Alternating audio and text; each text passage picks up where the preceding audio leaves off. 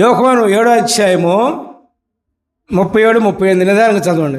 ఆ పండుగలో మహాదినమైన అంత్యదినమైన యేసు నిలిచి ఎవడైనా దప్పికొనిన యెడల నా యొద్దకు వచ్చి దప్పిక తీర్చుకొనవలెను. నా యందు విశ్వాసముంచువాడెవడో లేఖనము చెప్పినట్టు వారి కడుపులో నుండి జీవజల నదులు పారునని బిగ్గరగా చెప్పెను. హల్లెలూయా, ప్రైజ్ ది లార్డ్.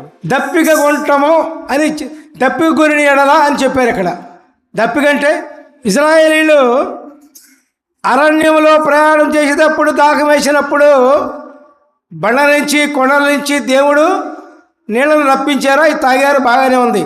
ఆ దప్పిక కాదు. ఇప్పుడు కూడా మనం మంచినీళ్ళు అయితే నీళ్లు తాగుతాం. ఈ దప్పిక ఆ దప్పిక కాదు. ఏ దప్పిక? ఆత్మ లేక దప్పిక కొనుట. అర్థమైందా? ఆత్మ లేక దప్పిక కొనుట. ఇదిగో ఇక్కడ చూడండి, ఇక్కడ ఎవడైనా దప్పికొనిన యెడల నా యొద్దకు వచ్చి దప్పి తీర్చుకొని వెళ్ళాను. దప్పికొని యెడల ఏ దప్పిక?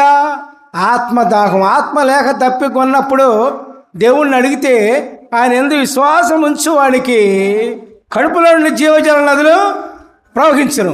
దేవునికి స్తోత్రం. హల్లెలూయా, praise the lord, praise the lord, praise the lord.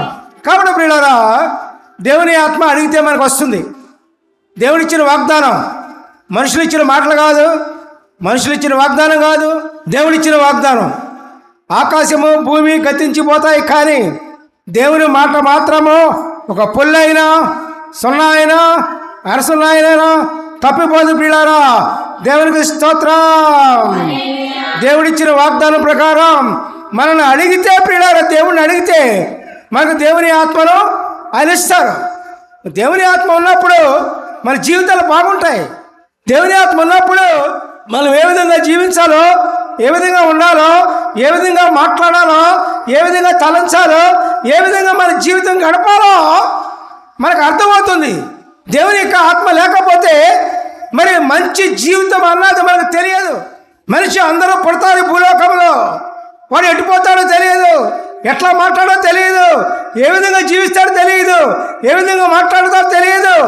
మరి అన్నీ కూడా తెలియాలంటే దేవుని ఆత్మ ఖచ్చితంగా మనకు ఉండాలి ప్రియులారా.